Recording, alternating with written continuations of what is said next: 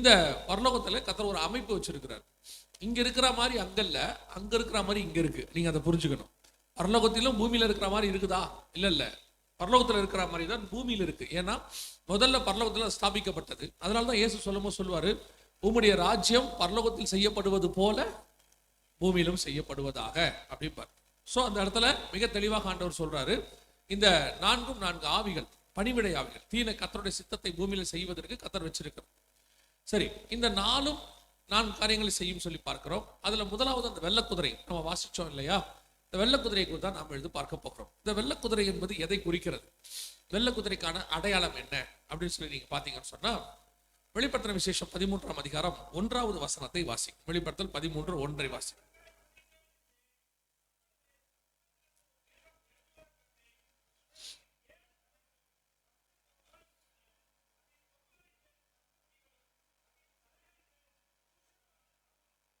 இது எதை பத்தி சொல்லப்பட்டிருக்கு அப்படின்னு கேட்டீங்கன்னா, கடைசியா எழும்பி வர வேண்டியதான ஒரு அரசாங்கம். அந்த மிருகம் என்றால் ஒரு ராஜ்யம் என்று அர்த்தம்.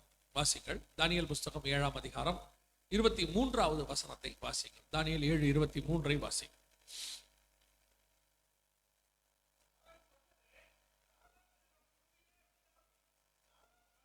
மிருகம் என்றால் எதை குறிக்கிறது? ராஜ்யத்தை குறிக்கிறது. 7ஆம் அதிகாரம் 3ஆம் வசனத்துல 4 வெவ்வேறு ரூபமுள்ள மிருகங்கள் சமுத்திரத்திலிருந்து எழும்பின அப்படின்னு இருக்கு. வெளிப்படுத்தல் 13:1 மிருகம் எங்கிருந்து வருகிறது? சமுத்திரத்திலிருந்து வருகிறது. சமுத்திரத்தில் வருகிறது என்றால் ஒரு ராஜ்யம் வருகிறது என்று அர்த்தம். சமுத்திரம் என்றால் ஜனங்கள் என்று அர்த்தம். வெளிப்படுத்தின விசேஷம் 17ஆம் அதிகாரம் 15வது வசனத்தை வாசி. வெளிப்படுத்தல் 17:15. தண்ணீர்களை கண்டாயே, ஜனங்களும் கூட்டங்களும் ஜாதிகளும் பாஷைக்காரமாம் என்று சொல்லி பாருங்க. அப்போ சமுத்திரம் என்பது ஜனங்களை குறிக்கிறது. ஏன்னா ஆதியாகமம் 1:10 ஆண்டவர் சொல்றாரு, தண்ணீர் எல்லாம் ஒரு இடத்தில் சேர கடவுது, சேர்ந்த ஜலத்திற்கு சமுத்திரம் என்று பெயரிட்டார். ஜலம் என்றால் ஜனங்கள் என்று சொல்லி பார்க்கிறோம். சமுத்திரத்தில் ஒரு மிருகம் எழும்பி வருகிறது என்றால் ஜனங்கள் மத்தியிலிருந்து ஒரு ராஜ்யம் எழும்பி வருகிறது என்று சொல்லி பார்க்கிறோம். சரி, இந்த 13ஆம் அதிகாரத்துக்கு ராஜ்யத்துக்கும் நீங்க 6ஆம் அதிகாரம் வெளிப்படுத்தல சொன்ன 2வது வசனத்துக்கும் அந்த வெள்ள குதிரைக்கும் என்ன சம்பந்தம் அப்படின்னு கேட்டீங்கன்னா, இந்த 13ஆம் அதிகாரத்தில் உள்ள குதிரை தான், மிருகம் தான் ராஜ்யம், எல்லாத்தையும் ஜெயிச்சு ஆளுகை செய்ய போதுன்னு அந்த 13ஆம் அதிகாரத்துல இருக்கு. 13:7 வாசிங்க பார்ப்போம். வெளிப்படுத்தல் 13:7.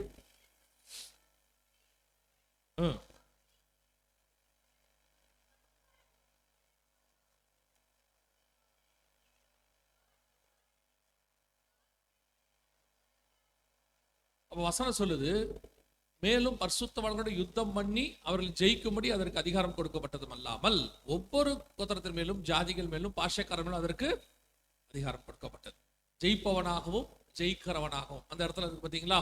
வெளிப்படுத்தல் 6:2 வாசிக்கும் போது அந்த குதிரை புறப்படும் போது எப்படி கொடுக்கிறது? ஜெயிக்கிறவனாகவும் ஜெயிப்பவனாகவும். ஜெயிக்கிறது என்றால் பரிசுத்தவான்கள், ஜெயிப்பவன்னா எல்லா ராஜ்யங்கள், ரெண்டுத்தையும் குறிக்குது. அங்க 2 காரியம் ஆண்டவர் சொல்வார். வெளிப்படுத்தல் 13:7 பரிசுத்தவான்களோட யுத்தம் பண்ணி அவர்களை ஜெயிக்கும்படி அதற்கு அதிகாரம் கொடுக்கப்பட்டதும் அல்லாமல் ஒவ்வொரு கோத்திரத்தின் மேலும் அதுக்கு அதிகாரம் கொடுக்கப்பட்டது. இங்கே ஜெயிக்கிறவனாகவும் ஜெயிப்பவனாகவும் 2 பேர் இருக்கிறாங்க. சோ இப்போ இந்த ராஜ்யம் தான் கடைசியாக பூமியில் எழ வேண்டியது. இந்த வெள்ள குதிரை என்பது எதை குறிக்கிறது அப்படின்னா, கடைசியில் எழும்ப வேண்டியதான ஒரு ராஜ்யம். ஆனால் அந்த ராஜ்யத்தை நடத்த போறது ஒரு ஆவி. நல்லா புரிஞ்சுக்கொள்ளுங்க. பார்வோனின் ஆவி, அமலேக்கிய ஆவி, பாபிலோனிய ஆவி, இப்படி பைபிள்ல இருக்கு, நீங்க வாசித்திருப்பீங்கன்னு நினைக்கிறேன். அந்த அமலேக்கிய ஆவியை பத்தி இருக்கு, பாபிலோனிய ஆவியை பத்தி சொல்லப்பட்டிருக்கு. ஒவ்வொரு அரசாங்கத்துக்கு பின்னாடியும் ஒரு ஸ்பிரிட் அவங்களை நடத்தும். அதே மாதிரி இந்த வரப்போற அரசாங்கம் 13ஆம் அதிகாரம் வெளிப்படுத்தின விசேஷம், அந்த அரசாங்கத்தை ஒரு ஆவி நடத்தும். அந்த ஆவி எப்படிப்பட்டதாக இருக்கும் அப்படின்னு கேட்டீங்கன்னு சொன்னா, அதுதான் வெள்ள குதிரை அப்படின்னு நம்ம சொல்லி பார்க்கிறோம். குதிரை என்றால் ஆவி என்று சொல்லி பார்க்கிறோம். இந்த வெள்ள குதிரை, வெள்ள ஆவி அப்படி எதை குறிக்கிறது அப்படின்னு கேட்டீங்கன்னா, கடைசியா எழுப்பி வரக்கூடியதான அந்தி கிறிஸ்துவின் சாம்ராஜ்யம் என்று நம்ம வாசிக்கிறோம். அந்தி கிறிஸ்துனா எங்க இருக்கு? 1 யோவான் 2:18 வாசி. 1 யோவான் 2:18. பிள்ளைகளே, இது கடைசி காலமாய் இருக்கிறது. அந்தி கிறிஸ்து வருகிறான் என்று நீங்கள் கேள்விப்பட்டபடி இப்பொழுதும் இருக்கிறார்கள். இந்த அந்தி கிறிஸ்துங்கிற வேர்டு அங்கதான் இருக்கு. சோ இந்த ஆன்டி கிரைஸ்ட் அப்படின்னா என்ன அர்த்தம் அப்படின்னு கேட்டீங்கன்னா, கிறிஸ்துவுக்கு எதிரானவன் அல்லது கிறிஸ்துவை போல் அநேகர் என் நாமத்தை தரித்துக் கொண்டு நானே கிறிஸ்து என்று சொல்லி உங்களை வஞ்சிப்பார்கள். அதுல லாஸ்ட் இவன் தான், இந்த அந்தி கிறிஸ்துங்கிறவன் தான் கிரைஸ்ட் மாதிரி வருவான். அவனை தான் மேசியான்னு ஜனங்க நம்புவாங்க, அவனை ஏற்றுக்கொள்வாங்க யூதர்கள் எல்லாரும். அப்படி ஒரு ஆட்சி பூமியில வரப்போகுது அப்படின்னு இருக்கு. அது ஏன் வெள்ளை குதிரை அப்படின்னு நீங்க பாத்தீங்கன்னு சொன்னா 19ஆம் அதிகாரம் வெளிப்படுத்தின விசேஷத்தை நீங்க வாசிக்கும் போது இயேசு கிறிஸ்து வரும்போது வெள்ளை குதிரையில் வருகிறதாக உங்களுக்கு தெரியும் நினைக்கிறேன். குதிரை என்றால் ஆவி, அவர் ஆவியிலே தான் வெளிப்படுவார் என்று வசனம் சொல்லுகிறது. 19, 11 வாசி.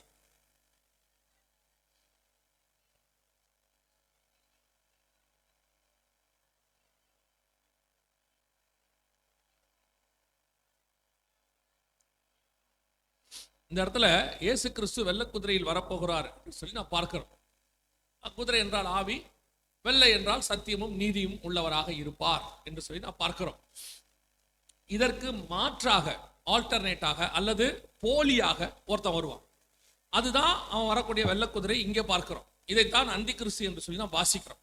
இயேசு வருவதற்கு முன்பதாக பூமியில வந்து ஜனங்களை 7 வருஷம் அவன் மோசம் போவான். ஸோ இயேசுடைய அரசாட்சி வர்றது தான் 19ஆம் அதிகாரம். அந்திகிறிஸ்துவோட அரசாட்சி வரதான் 6ஆம் அதிகாரம். ஸோ இந்த இடத்துல எதை பத்தி சொல்லப்பட்டிருக்குன்னா, ஒரு அந்திகிறிஸ்துவின் ஆட்சி பூமியில தொடங்குவதை குறித்து, அந்த கவர்மெண்ட் புறப்படுவதை குறித்து சொல்லப்பட்டிருக்கிறது. அதான் 6ஆம் அதிகாரம் வெளிப்படுத்தின விசேஷம் 2வது வசனம்.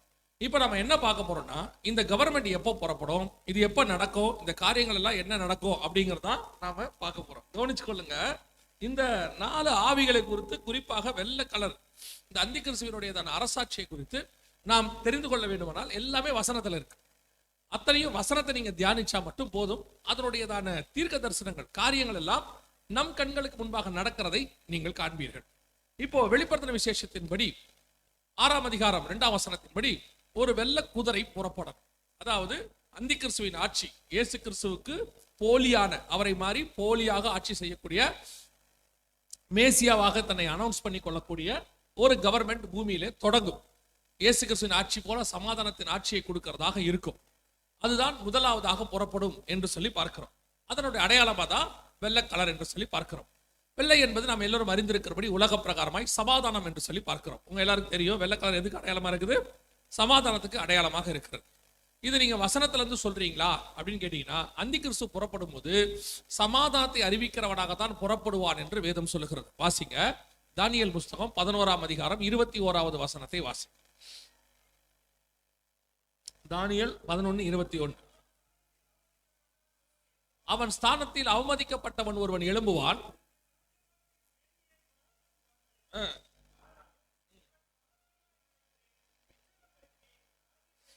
சமாதானமாய் நுழைந்து இச்சகம் பேசி ராஜ்யத்தை கட்டிக்கொள்வான். அப்ப இவன் புறப்படும் போது எப்படி வருவானா, சமாதானமாய் நுழைவான் என்று சொல்லி நான் பார்க்கிறோம். அப்ப இந்த கவர்மெண்ட் புறப்படும் பொழுது சமாதானத்தை அறிவிக்கிறதாக புறப்படும். இன்னொரு விளக்கத்தை நல்லா புரிஞ்சு கொள்ளுங்க. அந்தி கிறிஸ்து அப்படின்னு சொல்லக்கூடியது ஒரு ஆவி அப்படின்னு சொல்லி நம்ம பார்க்கிறோம். அந்த ஆவியால் நடத்தப்படுகிறதான ஒரு கவர்மெண்ட் நல்லா புரிஞ்சுக்கணும். இயேசு கிறிஸ்து ஆவியில வருவாரு, அவரால் நடத்தப்படுகிற ஆயிடவர் அரசாட்சி. அதே மாதிரி அந்தி கிறிஸ்துவின் ஆவியினால் நடத்தப்படுகிறதான ஒரு கவர்மெண்ட் 7 வருஷம் இங்க நடக்கும். அதுதான் அந்த ஆவியினுடைய சுபாவம். அந்த சுபாவத்தை வச்சுதான் நீங்கள் கண்டுபிடிக்க முடியும் இது அந்தி கிறிஸ்துவின் ஆட்சி அப்படின்னு சொல்லி. எப்படி கண்டுபிடிக்கலாம் அப்படின்னு கேட்டீங்கன்னா, அந்த ஆவிக்கான சுபாவங்கள் 2-3 இடத்துல பைபிள்ல இருக்கு. அதை நீங்க நோட் பண்ணி வச்சுக்கோங்க, உங்களுக்கு அது புரியும். 2 தெசலோனிக்கேயர் 2ஆம் அதிகாரம் 4வது வசனத்துல இருந்து வாசி. அவன் எதிர்த்து நிற்கிறவனாயும் தேவன் எனப்படுவது எதுவோ, ஆராதிக்கப்படுவது எதுவோ எல்லாவற்றுக்கும் மேலாக தன்னை உயர்த்துகிறவனாயும் இருப்பான். தேவனுடைய ஆலயத்தில் தேவன் போல் உட்கார்ந்து,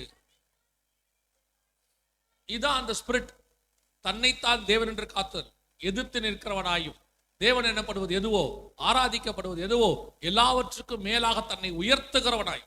நல்லா கவனிச்சு பார்த்தீங்கன்னா, இந்த ஸ்பிரிட் நிறைய பேருக்குள்ள இருக்கும். அதனாலதான் 1 யோவான் 2:18 அவர் சொல்றாரு, அநேக அந்தி கிறிஸ்துகள் இருக்கிறார்கள், ஆனால் அந்தி கிறிஸ்து வருகிறான் என்று நீங்கள் கேள்விப்பட்டபடி. அவன் ஒருத்தன் தான் வரப்போறான், ஆனா அந்த ஸ்பிரிட் மாதிரி அந்த ஸ்பிரிட்டோட நிறைய பேர் இருப்பாங்க. இப்போ உதாரணத்துக்கு நீங்க நானெல்லாம் பரிசுத்த ஆவியானவரால் நிரப்பப்பட்டிருக்கிறோம். அதனால நமக்கு ஆவிக்குரியவர்கள்னு ஒரு பேரு, ஆவிக்குரிய சபை அப்படின்னு பேரு. ஆனால் பரிசுத்த ஆவியிலேயே பிறந்தவன் ஒருத்தர் இருக்கிறார். அதே மாதிரிதான் அந்தி கிறிஸ்துவின் ஆவியின் சுபாவம் நிறைய பேருக்குள்ள இருக்கும். இப்போ திடீர்னு சபையை எதிர்ப்பாங்க. ஏன் எதிர்க்கிறாங்க தெரியாது. நம்மளை ஏன் எதிர்க்கிறாங்க? பல நேரங்களில் கிறிஸ்தவர்களை எதிர்ப்பது காரணம் என்ன? இங்கே தீவிரவாதம் இருக்குதா, இல்ல நாம எதையாவது அடிக்கிறோமா, உதைக்கிறோமா? ஒண்ணுமே கிடையாது. நாம இங்க நல்ல வழிதான் போதிக்கிறோம். இங்க உள்ள உட்கார்ந்துருக்கிற எல்லாரையும் சாட்சியை கேட்டு பாருங்க. அத்தனை பேர் என்ன சாட்சி சொல்லுவாங்க? நான் இப்படிப்பட்ட பாவத்தில் இருந்தேன், இயேசு என்னை திருத்தினார். இதான் இங்க இருக்கிற அத்தனை பேருடைய சாட்சி. இங்க நம்ம அத்தனை பேரும் எப்படி மாற்றப்பட்டிருக்கிறோம்? பாவியா இருந்த நம்மை கர்த்தர் தம்முடைய பிள்ளைகளாக மாற்றி இருக்கிறார். அல்லேலூயா. ஆனா நம்ம மேல ஏன் கோவம் வருது? நாம பாவிகளா அவங்களோட சுத்திக்கிட்டு இருக்கும்போது அவங்களுக்கு கோவம் வரல. அவங்க கூட உட்காந்துக்கிட்டு கெட்ட வார்த்தை பேசிக்கிட்டு தப்பான காரியம் செய்யும் போது அவங்களுக்கு கோவம் வரல. ஆனா அதுவே நம்ம ஆலயத்துக்குள்ள வந்து வேதத்தை வாசிக்க ஆரம்பிச்சு கெட்ட வார்த்தை பேசுறது நின்றுச்சு. வெளிப்பிரகாரமா சொல்றேன், கர்த்தருக்குரியதான அந்த சுபாவங்கள் நம்ம கூட காணப்பட ஆரம்பிக்குது. ஆனா நம்ம மேல கோவம் வருது, நம்மளை பார்த்தா எரிச்சல் வருது. யோசிச்சு பாருங்க, நம்ம சர்ச்செல்லாம் இடிக்கணுன்ற அளவுக்கு அவங்களுக்கு கோவம் வருது. எதனால வருது? இந்த ஸ்பிரிட். இன்னைக்கு சில நேரங்கள்ல இந்த சபையை இடிக்கிறவங்க அல்லது கிறிஸ்தவருக்கு எதிராக போதகர்கள் அடிக்கிறவங்க அல்லது எரிக்கிறவங்களா இருப்பாங்க. அந்த வீடியோஸ் எல்லாம் போய் இருக்கு, நான் பாக்குறது இல்லை. இப்போ முந்தி ஒரு காலத்துல பார்த்தேன். நீங்க போய் பாருங்க, அவங்களுக்குள்ள அந்த ஸ்பிரிட் கிரியை செய்யறத உங்களால ஆவியில உணர முடியும். சாதாரணமா ஒரு மனுஷனுக்கு அந்த மாதிரி கோபம் வராது. அந்த ஸ்பிரிட் இருந்தாதான் அந்த கோபம் வரும். அந்த ஸ்பிரிட் நம்மளை பார்த்தோன்னே ஒரு எரிச்சலின் ஆவி அவங்களுக்கு வருது, ஒரு கோபம் வருது. இது வேற ஒண்ணும் இல்ல, வேதம் சொல்லுது ஆன்டி கிரைஸ்ட் ஸ்பிரிட், எதிர்த்து நிற்கிறவனாயும். எதனாலயா கிறிஸ்தவங்களை எதிர்க்கிற? அவளோட காரணமே இருக்காது. முன்ன என்ன பண்ணாங்க?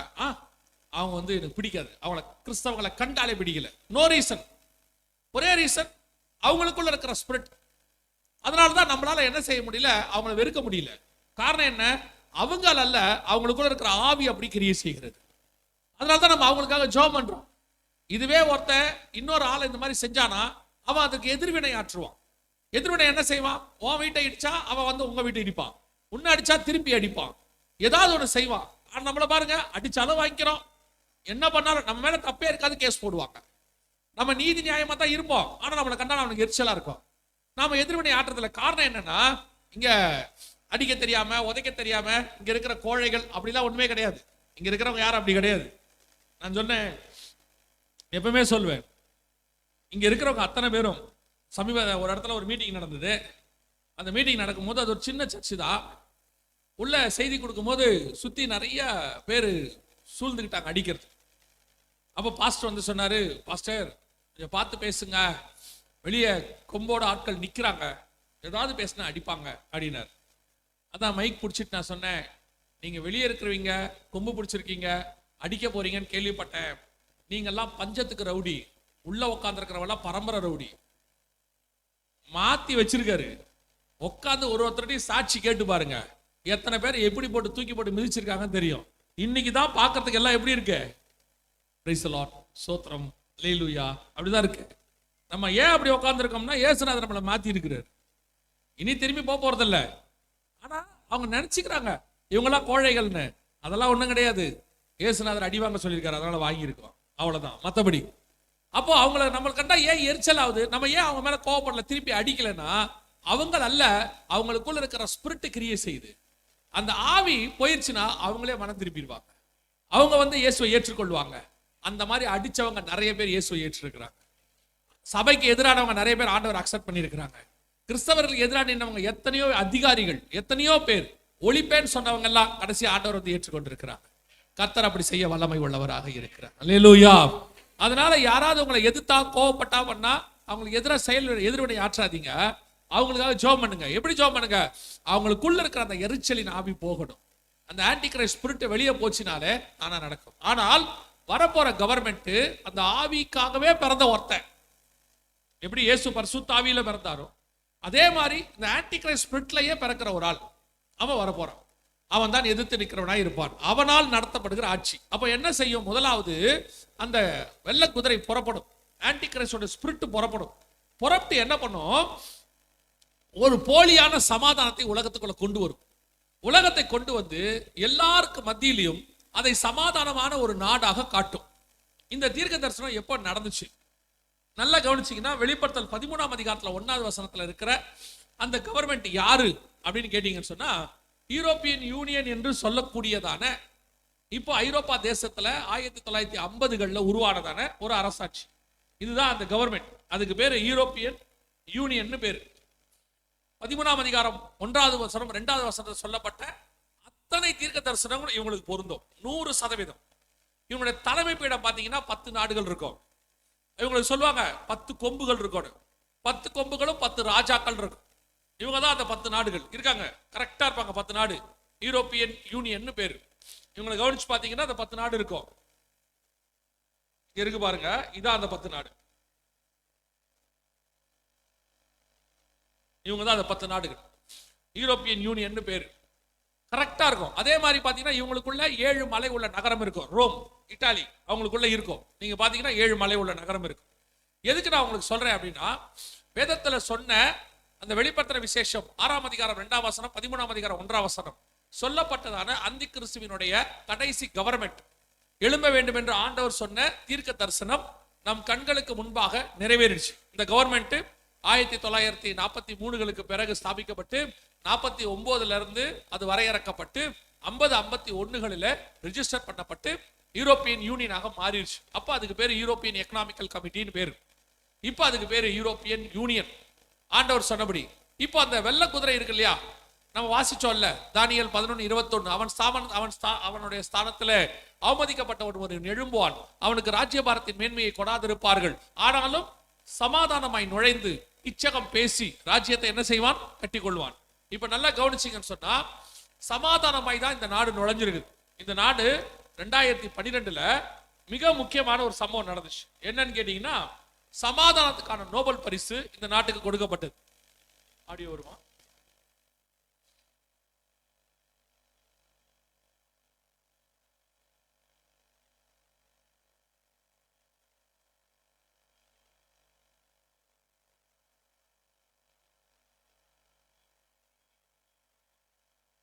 சரி, கவனிங்க. இவங்க என்ன சொல்றாங்க அப்படின்னு கேட்டீங்கன்னு சொன்னா, 2012க்கான சமாதானத்துக்கான நோபல் பரிசு யூரோப்பியன் யூனியனுக்கு வழங்கப்பட்டதாக சொல்லப்படுது. சரி, இதுல என்னங்க விசேஷம் இருக்கு அப்படின்னு கேட்டீங்கன்னா, ஒரு நாட்டுக்கு சமாதானத்துக்கான நோபல் பரிசு கொடுக்க மாட்டாங்க. ஒரு நாட்டுக்கு சமாதானத்துக்கான நோபல் பரிசு கொடுக்க மாட்டாங்க, மனுஷனுக்கு தான் கொடுப்பாங்க. மனிதன் தான் என்ன பண்ணுவான், 2 பேருக்கு நடுவில் சமாதானம் பண்ணுவான், 2 நாடுகளுக்கு நடுவில் சமாதானம் பண்ணுவாங்க. இந்த வேலை எல்லாத்தையும் யார் செய்வா அப்படின்னு கேட்டீங்கன்னு சொன்னா, மனுஷன் தான் செய்வான். அதனாலதான் ஆண்டவர் சொல்றாரு, சமாதானம் பண்ணுகிறவர்கள் பாக்கியவான்கள் அப்படின்னு சொல்றாரு. ஆனா என்ன நடந்துச்சுன்னா, ஒரு நாட்டுக்கு இதான் ஃபர்ஸ்ட் டைம் சமாதானத்துக்கான நோபல் பரிசு. அதாவது நோபல் பரிசு 1900க்கு அப்புறம் ஆரம்பிக்கப்பட்டது, முதலாம் உலக யுத்தத்துக்கு பிறகு. அப்படி ஆரம்பிக்கப்பட்டதான அந்த நோபல் பரிசுல இதுவரைக்கும் சமாதானத்துக்கான நோபல் பரிசு எந்த நாட்டுக்கும் கொடுக்கப்பட்டதே இல்லை. இதான் ஃபர்ஸ்ட் டைம் ஒரு நாட்டுக்கு கொடுக்கப்படுகிறது. அப்படின்னா வேதம் சொன்ன கடைசி சாம்ராஜ்யம் வெள்ளை குதிரை, நீங்கள் பார்க்கிற ஆன்டி கிரைஸ்ட் ஸ்பிரிட்டோட புறப்படுகிற சாம்ராஜ்யம் புறப்பட்டுருச்சு. இது சரியாக 10 நாடுகள் கூட்டமைப்போடு கூட நம் கண்களுக்கு முன்பாக ரெடி ஆயிடுச்சு.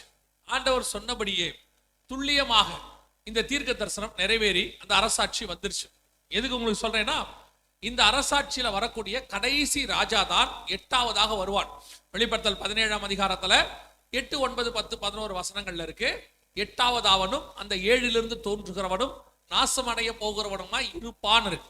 இந்த சாம்ராஜ்யத்துல கடைசியா வரக்கூடியதான ராஜா,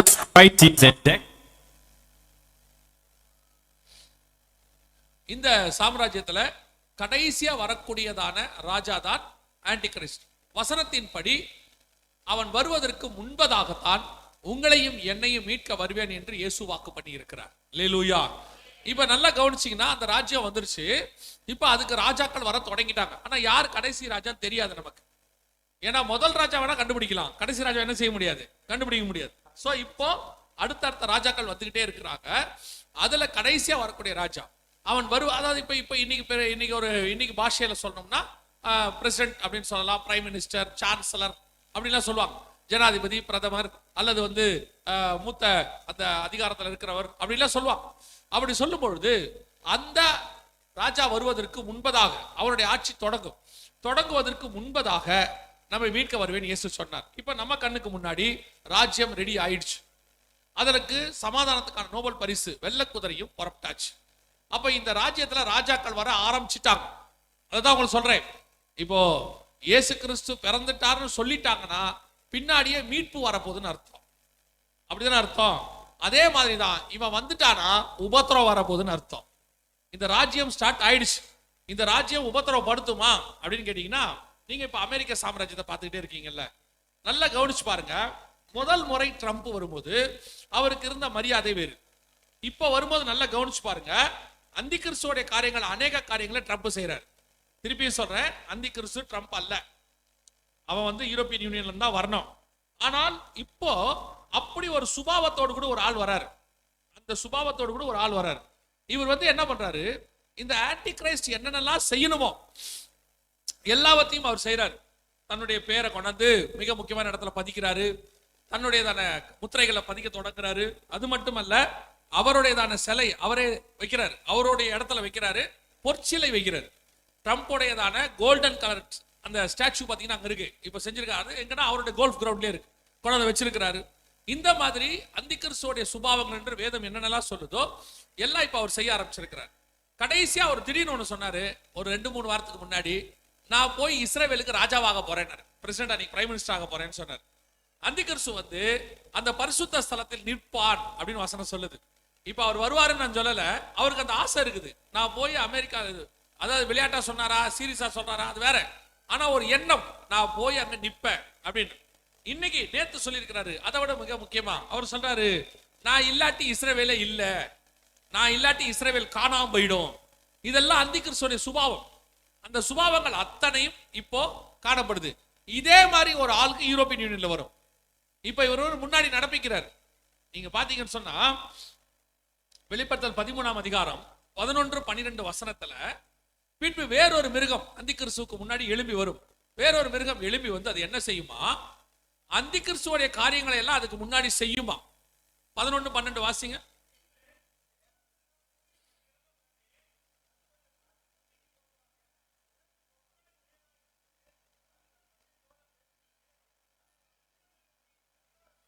முந்தின மிருகத்தின் அதிகாரம் முழுவதையும் அதற்கு முன்பாக நடப்பித்து,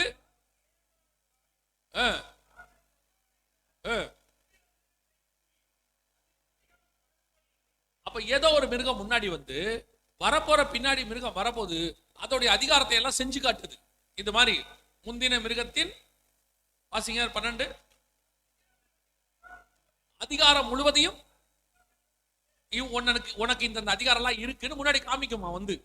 இன்னொரு மிருகம் காட்டுமா. திருப்பியும் சொல்றேன், அது ட்ரம்ப் தான், அமெரிக்கா தான், அந்த வாதத்துக்கு நான் வரல. இது ஆன்டி கிரைஸ்ட் வரத்துக்கு முன்னாடி ஒரு ஆள் அவன் செய்ய வேண்டியதெல்லாம் செஞ்சு காட்டணும், அதிகாரத்தை எல்லாம் செஞ்சு காட்டணும். சரியா பாத்தீங்கன்னா இந்த ட்ரிப் ட்ரம்ப் இந்த 4 வருஷத்துல ஆன்டி கிரைஸ்ட் செய்ய வேண்டிய எல்லா விஷயத்தையும் செஞ்சிருக்கிறார். அத்தனையும் செஞ்சு காட்டுறாரு. இந்த மாதிரி எல்லாம் செய்ய முடியும்னு சொல்றாரு. இன்னைக்கு நேத்து முந்தானத்தோட ஸ்டேட்மெண்ட் என்னன்னா, நான் இல்லாட்டி இஸ்ரவேலே இல்ல அப்படின்னு சொல்றாரு. அப்படின்னா என்ன அர்த்தம்? இது எல்லாம் பெருமையானவைகளை பேசும் வாய் அதே இடத்துல இருக்கும். நீங்க அதே 13ஆம் அதிகாரத்துல வாசிச்சீங்கன்னா 5வது வசனம் சொல்லும். மேல் அந்த வசனம் வாசிங்க, 13:5. பெருமையானவைகளையும் தூஷணங்களையும் பேசும் வாய், இந்த ரெண்டையும் அவர் முந்தனத்து பண்ணியிருக்கிறார். இந்த ரெண்டையும் பண்ணியிருக்கிறார். அவர் சொல்றாரு, நான் இல்லாட்டி இந்த இஸ்ரவேல் தூள் தூளா போயிடும், நான் இருக்கிறனால தான் நான் தலையா இருந்து அதை பாதுகாத்துக்கிட்டு இருக்கிறேன் அப்படின்றார். அப்பனா என்னன்னு கேட்டீங்கன்னா, இந்த மிருகம் இதுக்கு அடையாளமாக இன்னைக்கு ட்ரம்ப்புடைய எல்லா காரியங்களும் நடக்குது. இப்ப இவர் செய்யறாருன்னா இதே மாதிரி செய்யற இன்னொரு ஆள் வரப்போறான்னு அர்த்தம். அந்த ஆள் எங்க இருந்து வரப்போறானா, ஐரோப்பியன் யூனியன்ல இருந்து வரப்போறான்னு அர்த்தம். ஆனா நல்லா புரிஞ்சுக்கோங்க, அவன் வருவதற்கு முன்பதாகத்தான் உங்களையும் என்னையும் மீட்க வருவேன் என்று இயேசு வாக்கு பண்ணி இருக்கிறார். அல்லேலூயா.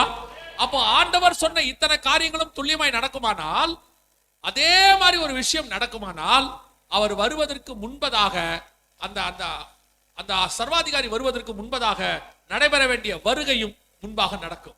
ஆண்டவர் சொன்ன இத்தனை விஷயங்கள் நடக்குது. இந்த செய்தி அல்லது உங்களுக்கு கொடுக்கப்பட்ட நோக்கம் என்னன்னா, என்ன இன்ஃபர்மேஷன் என்ன நடந்திருக்குது அப்டேட் பண்றது அல்ல, அது வேற ப்ரோக்ராம். ஆனா இதனுடைய நோக்கம் என்ன? அப்டேஷன் அல்ல, உங்களை கர்த்தருடைய வருகைக்கு ஆயத்தம் பண்ணுவது. கர்த்தருக்கு சித்தமானால் நீங்களும் நானும் தான் சபை காலத்தின் கடைசி தலைமுறையா இருப்பதற்கு நிறைய வாய்ப்பு இருக்கிறது. 2000 வருஷமாக உருவாக்கப்பட்ட சபையினுடைய கடைசி ஜெனரேஷன் நீங்கள் நானுமாய் இருக்க வாய்ப்பு இருக்கு. நமக்கு தெரியாது, அவர் வரும் நாளாகிலும் நாளிகையாகிலும் பிதா ஒருவரை தவிர மற்ற ஒருவனும் அறியான்னு இருக்கு. ஆனால் நடக்கிற சம்பவங்களை பார்த்தா எல்லாமே கண்ணுக்கு முன்னாடி நடந்துகிட்டு இருக்கு. ஒரு ராஜ்யம் எழும்பி வந்து நம் கண்களுக்கு முன்பாக ஆளுகை செய்ய தொடங்குகிறது. இப்ப அதே அதிகாரம் 6ஆம் அதிகாரம் வெளிப்படுத்தின விசேஷம் 2வது வசனத்தை வாசி.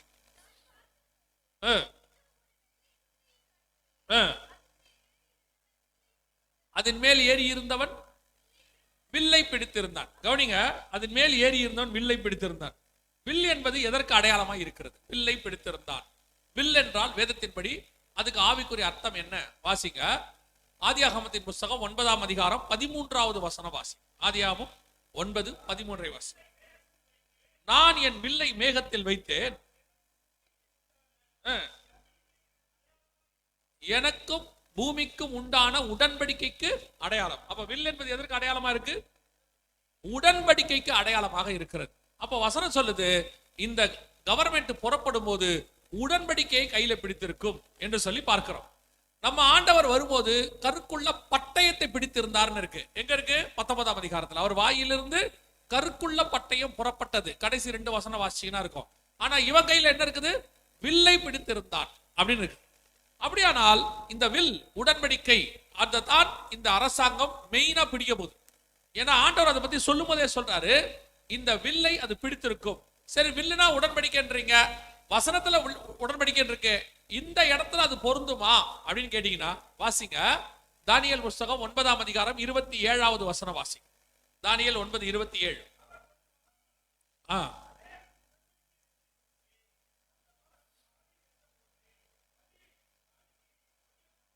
இந்த அந்திகிறிஸ்துவை பத்தி வசனம் சொல்லுது, ஒரு வாரம் அளவும் அநேகருக்கு உடன்படிக்கையை உறுதிப்படுத்தி.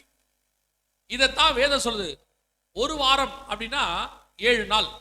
7 நாள் அப்படின்னா வேதத்தின்படி 7 வருஷம். தீர்க்க தரிசனத்தின்படி உங்களுக்கு தெரியும் நினைக்கிறேன், அவர்கள் 40 நாள் இஸ்ரவேல் ஜனங்கள் கானானை சுத்தினதுக்கு கர்த்தர் எத்தனை வருஷம் கொடுத்தாரு? 40 வருஷம். இப்போ எசேக்கியேலை பார்த்து சொல்றாரு, ஒரு பக்கமான திரும்பிப்படு, 40 நாள் திரும்பிப்படு, அது 40 வருஷமாக இருக்கும். அவரே சொல்றாரு, இந்த பக்கம் திரும்பிப்படு, அதுக்கு வருஷ கணக்காக இருக்கும் அப்படிங்கிறார். அப்ப ஒரு வாரம் என்பது 7 நாள். 7 நாள் என்றால் தீர்க்க தரிசனத்தின்படி 7 வருஷம். இதைத்தான் நம்ம சொல்றோம் 7 வருஷம் உபத்திரவ காலம் என்று சொல்லுகிறோம். வெளிப்படுத்தல் 12ஆம் அதிகாரத்துல 6வது வசனத்துல ஸ்ரீயானவள் வனாந்தரத்திற்கு ஓடி போனால் 1260 நாளளவும் 3 வருஷம். அடுத்து அதே 12ஆம் அதிகாரம் 14வது வசனத்துல ஸ்ரீயானவள் வனாந்தரத்துக்கு பறந்து போகும்படி 2 செட்டைகள் அவளுக்கு கொடுக்கப்பட்டது. ஒரு காலமும் காலங்களும் அரை காலமும், அது ஒரு 2.5 வருஷம் 3 வருஷம். கணக்கு பாத்தீங்கன்னா 7 வருஷம் இருக்கு.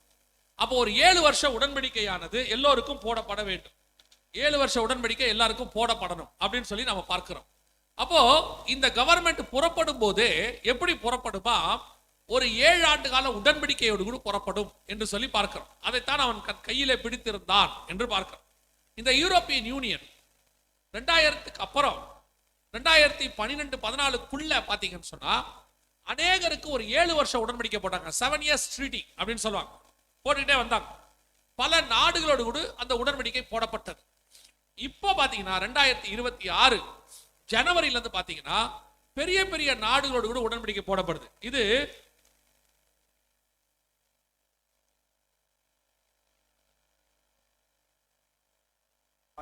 that the Nobel India and the European Union have reached a free trade agreement இது that could affect as இந்தியாவோட many as போடப்பட்டதான 2 உடன்படிக்கை. billion people. Prime Minister.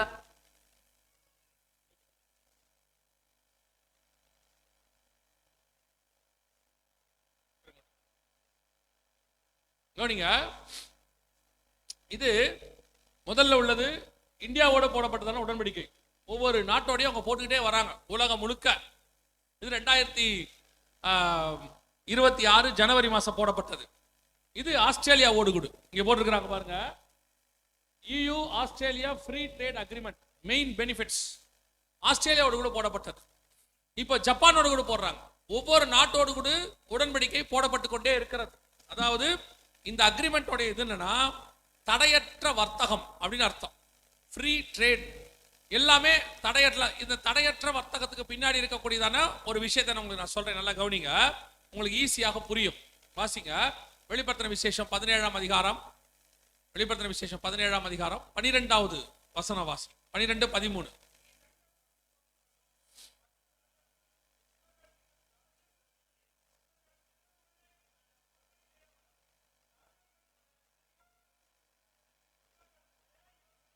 இவர்கள் இந்த ஒரே யோசனை உள்ளவர்கள் அப்படிங்கிறதுக்கான ஒரு அடையாளம். அதை சொல்லிட்டு நான் அந்த ஃப்ரீ ட்ரேட் சொல்றேன், அப்போ உங்களுக்கு ஈஸியா புரியும்.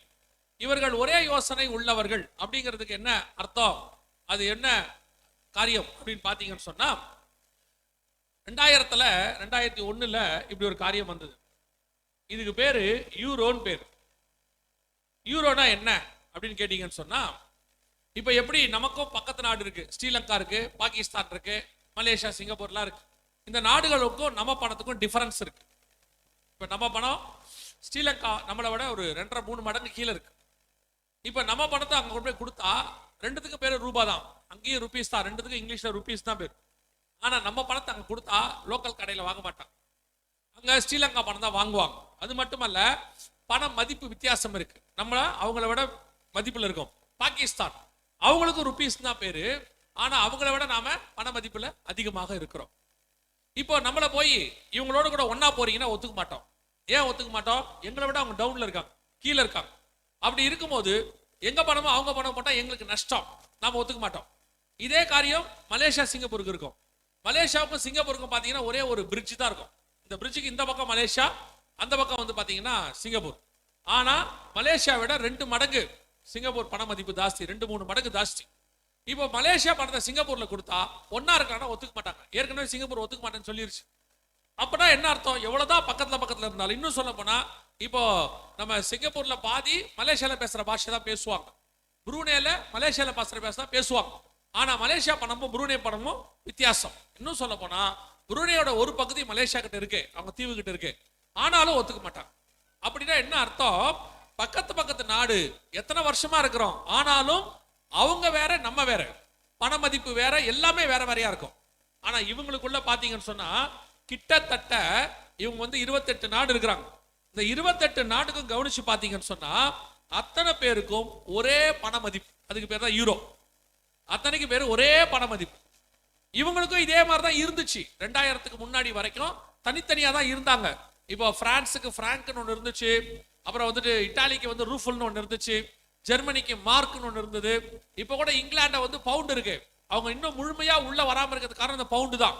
எங்க பவுண்டை விட்டுட்டு வர முடியாது அப்படின்றாங்க. சீக்கிரத்தில் அவங்களும் உள்ள வந்துருவாங்க. அவங்க பவுண்டு பண மதிப்பு போயிடும், மொத்தம் ஓரளவுக்கு டவுன் ஆயிடும். அதுக்கு பிறகு அவங்களும் யூரோக்குள்ள வந்துருவாங்க.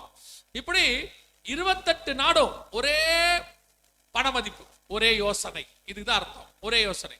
நாங்க அத்தனை பேரும் 28 நாடு, ஒரே கரன்சி. அந்த ஒன்னு விஷயம் மட்டும் இல்ல, நல்லா கவனிச்சுக்கோங்க. இந்த 28 நாட்டுக்கும் ஒரே ஒரு விசா தான் இருக்கு. நம்ம போறதா அவங்களுக்கு அதுவும் கிடையாது. யார் வேணாலும் எங்க வேணாலும் போலாம் வரலாம். இப்ப நமக்கே எடுத்துக்கோங்க, ஏன் நம்ம இங்க இருந்து ஒரு பக்கத்து மாநிலத்துக்குள்ள போயிட்டோம்னு சொன்னா, அந்த நம்ம வண்டி, தமிழ்நாடு வண்டி அங்க இருக்குன்னா அவங்களுக்கு என்ன இருக்குது, கொஞ்சம் நம்ம வண்டியை பார்த்தோன்னா கொஞ்சம் ஏளனமா இருக்கும். அதே நீங்க இன்னொரு மாநிலத்துக்கு போயிட்டீங்கன்னா நம்ம வண்டியை பார்த்தாலே விட மாட்டாங்க, அவங்க அப்படியே நம்மள குறைச்சி மதிப்பிடுவாங்க, அல்லது நம்ம பின்னாடி தான் வரணும் அப்படின்னு அவங்களுக்கு ஒரு எண்ணம் இருக்கும். ஆனா இவங்களுக்குள்ள போனீங்கன்னா எல்லா வண்டியும் எந்த நாட்டிலையும் ஓடும். ஜெர்மனி வண்டி பிரான்ஸ்ல ஓடும், பிரான்ஸ் வண்டி லக்சம்பர்க்ல ஓடும், லக்சம்பர்க் வண்டி பெல்ஜியத்துல ஓடும், எந்த வண்டி வேணா எங்க வேணாலும் ஓடும். அவங்களுக்குள்ள பார்டரே கிடையாது. எந்த நாட்டுக்குள்ள யார் வேணாலும் போலாம். கையில பாஸ்போர்ட் மட்டும் யூவி பாஸ்போர்ட் இருக்கும், அவ்வளவுதான். மற்றபடி யார் வேணாலும் எங்க வேணாலும் போலாம். ஒரே யோசனை உள்ளவர்கள். இப்ப நம்ம போறோம்னு வச்சுக்கோங்க, ஒரு விசா எடுத்தா போதும், இந்த 28 நாட்டுக்கு எங்க வேணாலும் போலாம். அதுக்கு பேர் ஷெங்கன் விசான்னு பேர். எந்த நாட்டுக்கும் போலாம். வேதம் சொன்ன வெளிப்படுத்தல 13. இப்ப பாருங்க, இது எல்லா காலத்திலும் கிடையாது. நெகேமியா காலத்துல கூட அலங்கம் கட்ட போகணும்னு சொல்லும் போது ஒவ்வொரு நாட்டை தாண்டி போகும்போது ஒரு லெட்டர் தேவைப்படுது. அவர் போய் ராஜா கிட்ட கேட்கிறாரு, ஒரு லெட்டர் கொடுங்க நான் தாண்டி போறதுக்கு. ராஜா தாக்கீது எழுதினான்னு இருக்கும் நெகேமியால. ஆனா இப்போ அந்த ஐரோப்பாக்குள்ள அப்படி கிடையவே கிடையாது. எங்க வேணாலும் யார் வேணாலும் எப்ப வேணாலும் போலாம்.